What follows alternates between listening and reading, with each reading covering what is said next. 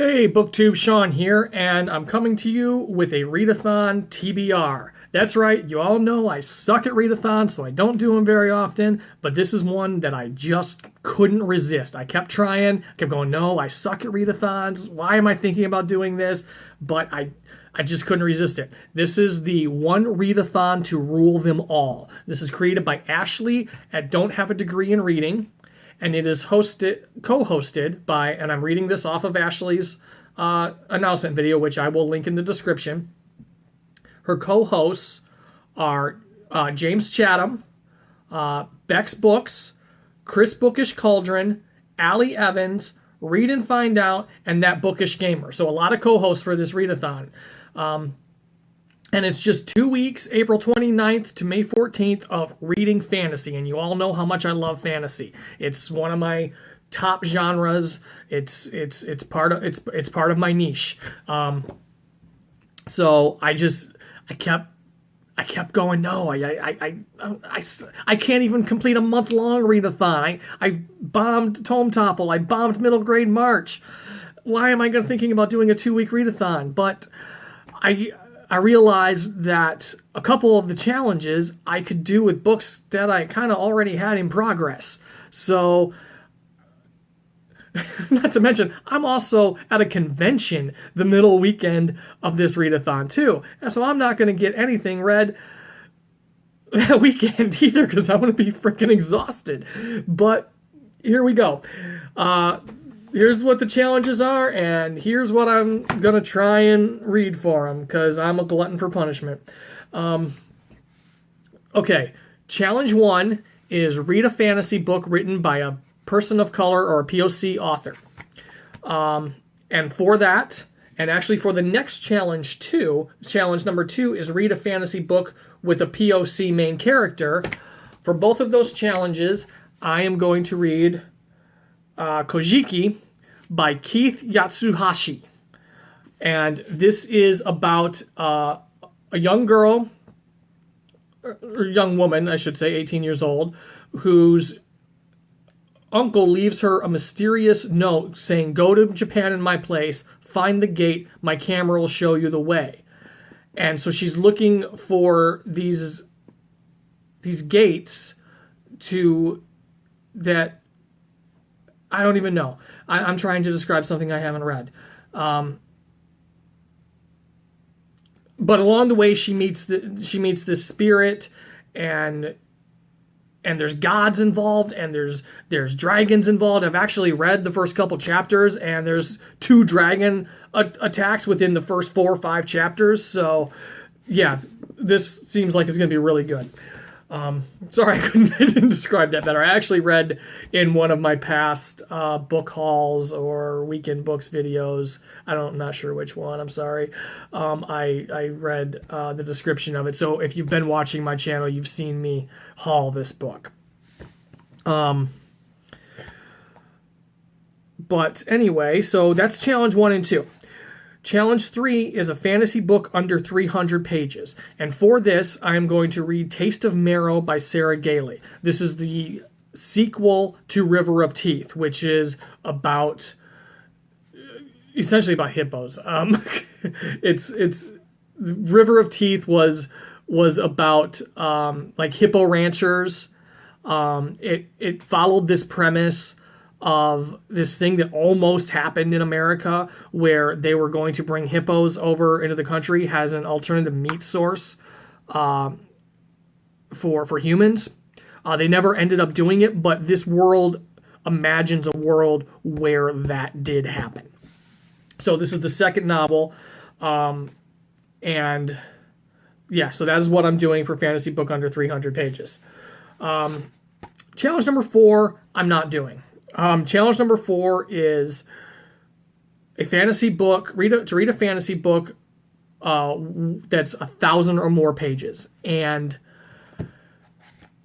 there's just no way that I'm going to read a fantasy book that's more than 1,000. I've read one book in my life that's over 1,000 pages, and it took me a month and a half to read it. That was Pillars of the Earth this year. So, yeah, 1,000 pages or more in 2 weeks, even on audio, that's not going to happen for me. So challenge 4, Great challenge, but it's not going to happen for me. Challenge number 5 is to read a standalone fantasy novel. And if you know fantasy, you know this can be a difficult thing to find because most of it is trilogies or longer series or sometimes duologies. But they're out there. So I actually have 2 options for this. I'm currently reading Song of Achilles by Madeline Miller, which in my mind isn't a fantasy novel. So in my mind, it's a literary fiction novel. But it is based on Greek mythology. It's based on Homer's The Iliad. So and the characters all come from the Iliad. So there's nothing like factual or historical about it. It's all mythology. So it is on a recommendation list for standalone fantasy novels. So I just never thought of it that way, and I'm currently reading it. So I'm either going to use that and count it towards that, or I'm going to read Elantras by Brandon Sanderson. If you remember, if you've been with me for a while and you remember back to my 2018 goals video, I said that I wanted to read the Cosmere in publication order, and that starts with Elantras. And I actually have read about 100 pages of Elantras. I just got busy and I never got back to it. So that is kind of in progress for me already too. So if I can get back to that and finish that in this 2 weeks, then I'll use that for that challenge. Or if I finish Song of Achilles and not Elantras, then I'll count Song of Achilles for standalone fantasy books, since it is on some lists as a standalone fantasy novel. Elantras, I'm kind of weird about Elantras because while it is a standalone fantasy novel, it is part of an overall world, because all of Brandon Sanderson's books, the Elantras, Warbreaker, The Mistborn, the 2 trilogies of The Mistborn, and I can't think of the name of the series right now, but The Way of Kings and the current Oathbringer, they're all part of this Cosmere universe. So while Elantras and Warbreaker are standalone novels in that universe, it is still part of a shared world. So I was a little weird. I wasn't sure if and it was just a mental thing because Elantras is on the list too, has standalone fantasy. So it was just a mental thing of should I count Elantras as a standalone novel since it is part of an overarching world, but it is a standalone fantasy novel. So I'm just being weird. 6, I wrote this down wrong because I wrote it as translated fantasy, but that is not exactly the case. Challenge number 6 is read a fantasy book written by a non-English speaking author. Now, this can either be a translated work or it can be a work that was written in English, but English is not the author's first language.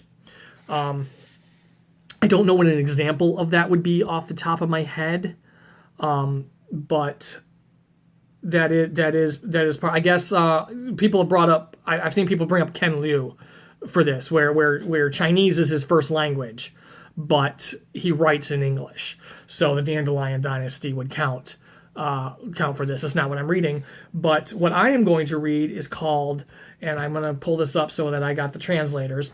It's called 6 Heirs, and it's book 1 of The Secret of Xi. There'll be a picture up here. And it is by Pierre Grimbert, and it is translated from the French by Matthew Ross and Eric Lamb. It's a book I've had on my Kindle for 5 years, and I've never gotten to it, and this seems like a perfect opportunity to finally get to this book. So that's what I'm reading for challenge number 6. Challenge number 7. And I got to get back to the right... Do you guys always... I'm sure... I always have like 15 tabs going on up here, so sometimes takes me a minute to get back to the right tab. So challenge number 7 is read a book set in a non-European location. And that's a great challenge because a lot of epic fantasy, while it doesn't necessarily state that it's taking place in Europe, a lot of epic fantasy just feels very medieval and European. So that's a great challenge. because there's a lot of fantasy out there that doesn't take place in those kind of settings that I feel sometimes gets kind of ignored too, because we think of fantasy as Lord of the Rings, Game of Thrones, just this knights and dragons and just very classic European medieval setting, even though a lot of the worlds are created and don't necessarily state that they're like European. We think of them as that. So yeah, I really like this challenge. So I have two options for that. One, I'm already going to be reading Kojiki, which takes place in Japan. So I'm either going to count this towards that, or if I finish 12 Kings of Shirakai by Bradley Bolio, I'm going to use that because that it hasn't specifically stated like Egypt or that area, but it's a very desert land and feels very Egyptian, Middle Eastern in its setting, and even in its a lot of the language and names of things that it uses. So yeah, those are my two options for that. And number 8, why do I even look at my notebook? I can't even read my own damn writing. Read a book with LGBTQI plus QIA plus representation. And for that, I have two options. Again, Taste of Marrow by Sarah Gailey, because I'm already going to be reading that for number 3, and that has LGBTQIA plus representation.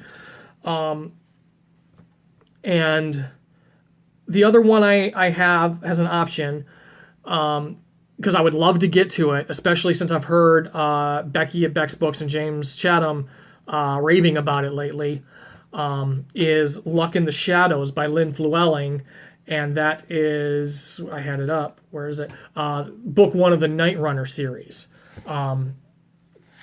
So I would like to get to that sometime. So if I feel like I can do it, I'm gonna start to tackle that one in these couple weeks. And that's my TBR, or I should say MBR, for the one readathon to rule them all.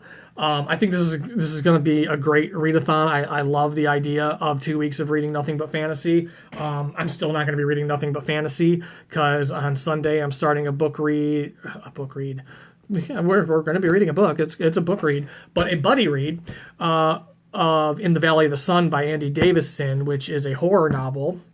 With Stephanie, that's what she read. We've actually kind of already started it. She had started it earlier, like she started it a couple months ago, kind of right around the same time we were reading Kill Creek together, and then she got sidetracked with other stuff. So she was about 39% in, and then I sent her. It's the only one I have left to read of the Bram Stoker first novel nominees. So I sent her a message like, did you ever finish that book? And she's like, no, you want a buddy read it? And so we're starting. So I have read up to where she's at. And because I'm going out of town, today, as you're seeing this, my wife and I are driving from Detroit to Chicago for a concert. And then Saturday we're driving back. So I'm not going to get much reading at all, if any, done those 2 days, because by the time we get back on Saturday, I'm going to be tired and probably want to take a nap and just want to veg out and watch TV. So I'm not going to start reading anything again myself till Sunday. So I might tackle In the Valley of the Sun hardcore on Sunday and be in decent shape to start the readathon. But I know In the Valley of the Sun is going to bleed into that too. So we'll see what I get read in this. We'll see if I suck as bad at this readathon as I suck at every other readathon I try. I will report back on it in a couple of weeks after the readathon is over. And that's it. Let me know in the comments if you're participating in the readathon, if you're not participating in the readathon, or what books would you choose for the categories. Even if you're not participating in the readathon, I want to hear what you would pick for the categories. Maybe I'll see something and be inspired to read something else. Who knows? But I love hearing from you guys. So please don't be shy. Hit me up in the comments. hook up with me on social media. I just started the Instagram account, so follow me on Instagram, follow me on Twitter, friend me on Goodreads. Thank you to all my subscribers. I love each and every one of you. And to anybody new here, I hope you enjoyed this video. Hit the subscribe button, and I will see you all in the next video.